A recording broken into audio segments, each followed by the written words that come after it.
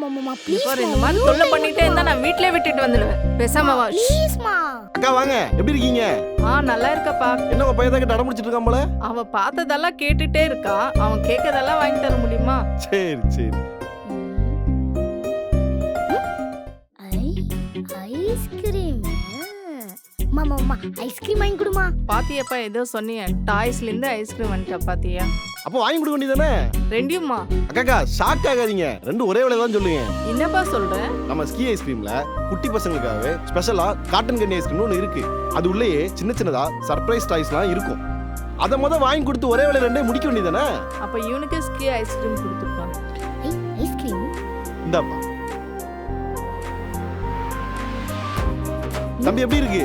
சூப்பரா இருக்கு. பொம்மை மா டாய் உனக்கு தான் விளையாடு.